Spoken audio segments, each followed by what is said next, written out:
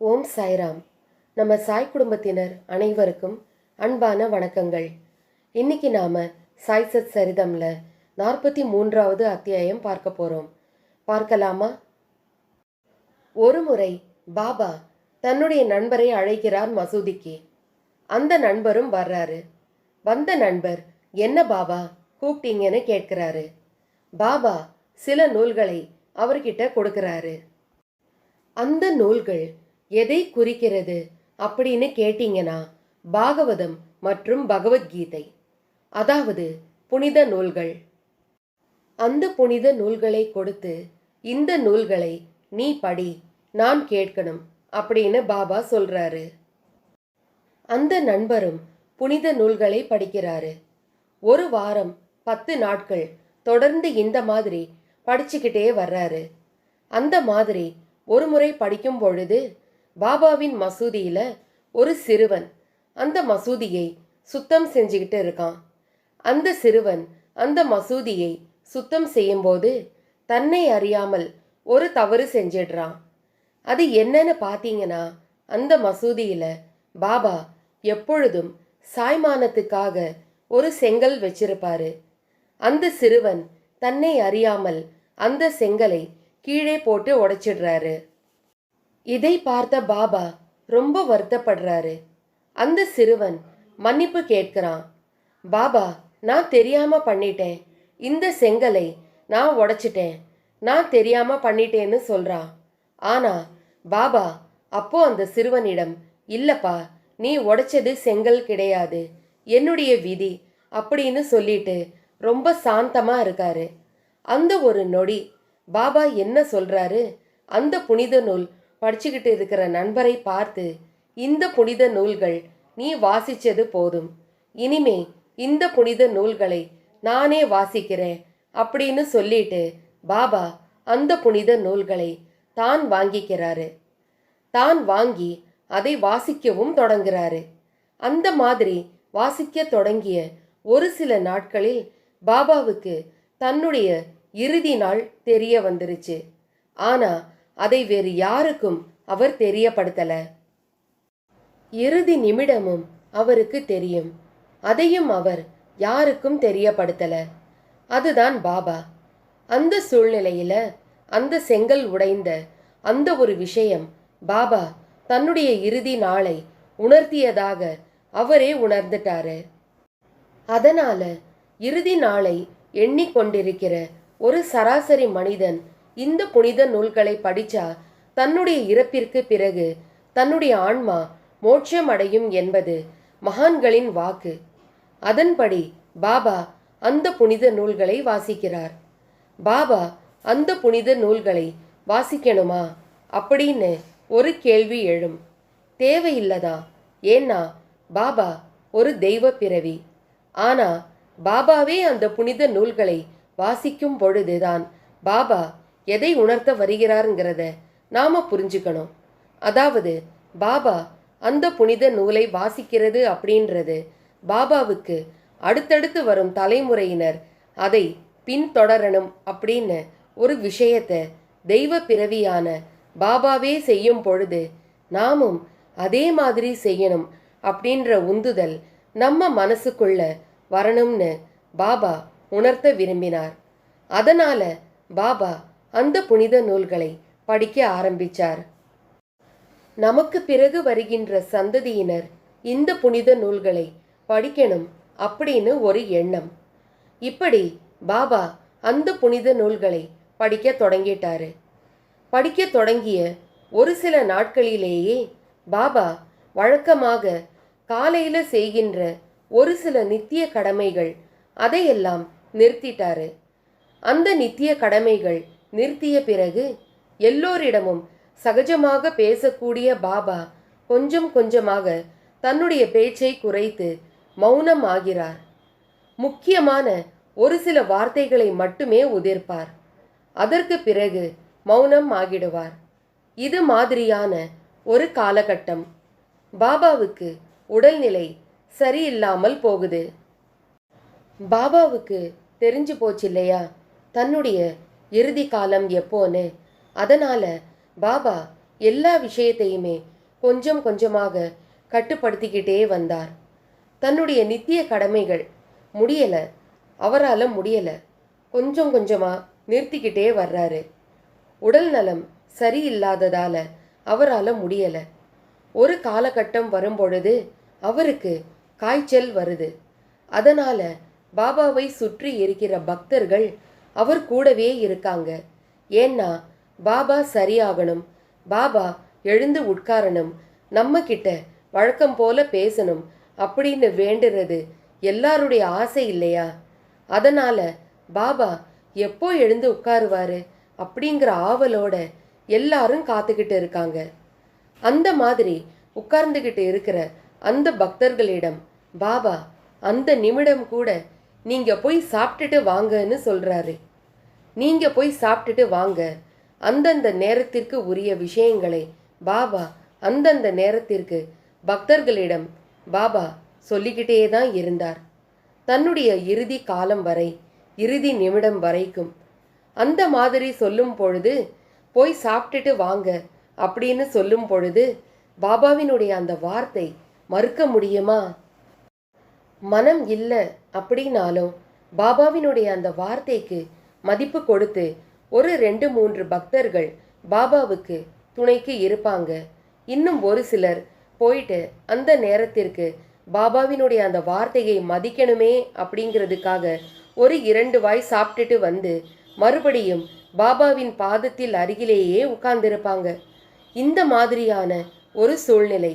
பாபாவுக்கு தன்னுடைய இறுதி காலம், இறுதி நிமிடம் தெரிஞ்சு போச்சு. ஆனா பாபா அதை யாருக்கும் சொல்லலை. என்ன பண்றாரு அப்படின்னா, தன்னிடம் இருந்த ஒரு 9 ரூபாய் பணம், அந்த பணத்தை ஒரு பக்தரிடம் தர்றாரு. அந்த பக்தர் பாபாவை தாங்கி பிடிக்கிறார். அந்த 9 ரூபாயை அந்த பக்தரிடம் தர்றாரு. பிறகு அந்த பக்தரிடம் என்னை இங்கிருந்து பாதாவுக்கு கொண்டு செல் அப்படிங்கிறாரு. அதாவது பாபாவினுடைய மசூதி அப்படிங்கிறது கொஞ்சம் அசௌகரியமாக இருக்கு. அதனால என்னை இந்த இடத்தில் இருந்து வாதாவுக்கு போகணும், என்னை வாதாவுக்கு அழைத்து செல் அப்படின்னு சொல்றாரு பாபா. அழைத்து செல் அப்படின்னு சொல்லிட்டு அந்த பக்தரின் தோளிலேயே அப்படியே சாஞ்சிட்டாரு பாபா. அந்த மாதிரி சாய்ஞ்சதும் அந்த பக்தருக்கு ஏதோ ஒரு அசம்பாவிதம் நடக்க போகுதுன்னு உணர்ந்துட்டாரு. அந்த பக்தர், அதாவது பேசிட்டே இருந்த பாபா என்னை வாதாவுக்கு அழைத்து செல் அப்படின்னு கடைசி வார்த்தையை உதிர்த்திட்டு மௌனம் ஆயிட்டாரு. அப்பவே அந்த பக்தருக்கு ஏதோ ஒரு அசம்பாவிதம் நடக்க போகுதுன்னு உணர்ந்து பாபாவை பார்க்குறாரு. பாபாவும் மௌனமா இருக்கிறாரு. உடனே மற்ற பக்தர்களிடம் சொல்லி தண்ணி கொண்டு வந்துட்டு அந்த நீரை பாபாவினுடைய வாயில விடுறாரு அந்த பக்தர். பாபாவின் வாயில் நீரை விடும் பொழுது அந்த தண்ணீரானது தொண்டையில இறங்காம வாய் வழியா வந்துடுது. வெளியில வந்த அந்த நொடி அந்த பக்தர் ஓன்னு கதறாரு. பாபா பிரிஞ்சிட்டாரு, பாபா தன் உயிரை உதிர்த்திட்டாருன்னு அழுறாரு அந்த பக்தர். அழுத பிறகு எப்படியாவது பாபா எழுந்துக்க மாட்டாரான்னு ஒரு எண்ணம் அந்த பக்தருக்கு வருது. சுற்றி இருக்கும் பக்தர்களுக்கும் வருது. ஆனா பாபா எந்த அசைவும் இல்லாம இருக்காரு. இந்த மாதிரியான ஒரு சூழ்நிலையில பாபாவின் உயிர் பிரிஞ்சிடுச்சேன்னு எல்லாரும் உறுதிப்படுத்திக்கிறாங்க. உறுதிப்படுத்திய பிறகு மேற்படி என்னென்ன விஷயங்கள் செய்யணும் அப்படின்னு முடிவு செய்யணும் இல்லையா? பாபாவின் உடல் நல்லடக்கம் செய்யணுமே. அதனால மற்ற ஏற்பாடுகளை கவனிக்க ஆரம்பிக்கிறாங்க. இதற்கிடையில பாபாவின் இந்த மரண செய்தி ஷீரடி கிராமம் முழுக்க பரவுது. அந்தந்த பக்தர்கள் இது உண்மையா, இது பொய்யாக இருக்கக்கூடாதா அப்படின்னு வேண்ட ஆரம்பிச்சிட்டாங்க. ஆனா பாபாவின் உயிர் பிரிந்தது பிரிந்ததுதான். அதன் பிறகு ஷீரடி கிராமமே அழுது கதறுது. பாபாவினுடைய அந்த நினைவுகள் பல விதங்கள்ல வெளிவருது. பாபா கடைசியா சொன்ன வார்த்தைகள், பாபா கடைசியாய் சொன்ன அறிவுரைகள், இதையெல்லாம் சொல்லி சொல்லி புலம்பி பக்தர்கள் எல்லாரும் கதறி அழ ஆரம்பிச்சிட்டாங்க. இது ஒரு புறம் நடந்துகிட்டு இருக்கு. அதுக்கு பிறகு பாபா கடைசியாக சொன்னார் இல்லையா, வாதாவுக்கு அழைத்து செல் அப்படின்னு. இதையும் இந்த கடமையையும் நாம நிறைவேற்றணுமே அப்படின்னு பக்தர்கள் இதை பற்றி பேச ஆரம்பிக்கிறாங்க. ஒரு சிலர் பாபா இங்கே தானே இருந்தார், அதனால பாபாவினுடைய இந்த மசூதியிலேயே பாபாவை நல்லடக்கம் செய்யணும்னு ஒரு சிலர் சொல்றாங்க. ஆனா ஒரு சிலர் இல்ல, பாபா கடைசியாக உதிர்த்த வார்த்தை இதுதான், என்னை வாதாவுக்கு அழைத்து செல் அப்படின்னு சொன்னாரு. அதாவது கல் கட்டிடம். வாதாங்கிறது ஒரு கல் கட்டிடம். அது சௌகரியமான இடம். இது எனக்கு இங்கே சரியா இல்லை, என்னை அங்கே அழைத்து செல் அப்படின்னு தான் பாபா சொன்னாரு. அதனால பாபாவுக்கு இறுதி சடங்கு அங்கேயே தான் நடக்கணும்னு ஒரு சிலர் சொல்றாங்க. இந்த மாதிரியான ஒரு சில சூழ்நிலைகள்னால பாபாவின் உடல் காத்திருப்பில் இருக்கு. நல்லடக்கத்துக்காக, அதாவது 36 மணி நேரமாக பாபாவின் உடல் பொதுமக்களின் அஞ்சலிக்காக வைக்கப்பட்டிருக்கு. அது வரைக்கும் கூட பாபாவின் உடல் எங்கே நல்லடக்கம் செய்யணும் அப்படிங்கிற ஒரு முடிவுக்கு வராத சூழ்நிலைதான் நிலவுது. அன்றைய இரவு ஒரு சிலர், அதாவது பாபாவின் பக்தர்கள் பாபாவின் கூடவே உட்கார்ந்திருக்காங்க. ஒரு சிலர் மற்ற வேலைகளை கவனிக்கிறாங்க. இப்படியாக கவனிக்கும் பொழுது ஒரு சிலர் ஆழ்ந்த தூக்கத்துக்கு போயிட்டாங்க. பாபாவின் கூடவே உட்கார்ந்திருந்தவங்க, எத்தனையோ நாட்களாக விழித்து பாபாவுக்காக உட்கார்ந்திருந்தவங்க ஒரு கட்டத்துல சமாளிக்க முடியாம தூங்க ஆரம்பிச்சிட்டாங்க. அப்போ தூங்கிக்கிட்டு இருந்த ஒருவரின் கனவுல பாபா வர்றாரு. வந்துட்டு சொல்றாரு, நான் இறந்துட்டேன்னு நினைச்சுக்கிட்டு இருக்காங்க, நான் இறக்கல, நல்லா தான் இருக்கேன், என்னை சீக்கிரமா கொண்டு போய் வாதாவுல வச்சிடுங்க, எனக்கு அங்கேயே ஆரத்தி பண்ணுங்க, அங்கேயே எனக்கு பூஜைகள் செய்யுங்க, வாசனை திரவியங்கள் எனக்கு வேணும். இந்த மாதிரி நிறைய கட்டளைகளை பாபா அந்த பக்தரின் கனவில் சொல்றாரு. இதை உணர்ந்த அந்த பக்தர் எழுந்துட்டாரு. எழுந்த பிறகு மற்ற பக்தர்களுக்கும் சொல்றாரு. ஏன்னா பாபா நிறைய விஷயங்களை பரிமாறிக்கொண்டதே இந்த கனவுல தான். பாபா கனவுல ஒரு விஷயம் சொல்லும் பொழுதுதான் இதை செய் அப்படிங்கிற ஒரு கட்டளையாக பக்தர்கள் நினைச்சாங்க. நாமளும் அப்படிதான் நினைச்சுக்கிட்டு இருக்கோம் இன்னைக்கு வரைக்கும். அதுதான் நடைமுறையிலேயும் இருக்கு. இதே போலதான் அன்றைய தினமும் பாபாவை மசூதியிலேயே நல்லடக்கம் செய்யறதா இல்ல வாதாவுல நல்லடக்கம் செய்யறதாங்கிற குழப்பத்துக்கு நடுவுல பாபாவே ஒரு பக்தரின் கனவுல என்னை வாதாவில் நல்லடக்கம் செய்யுங்கன்னு சொல்லிட்டாரு.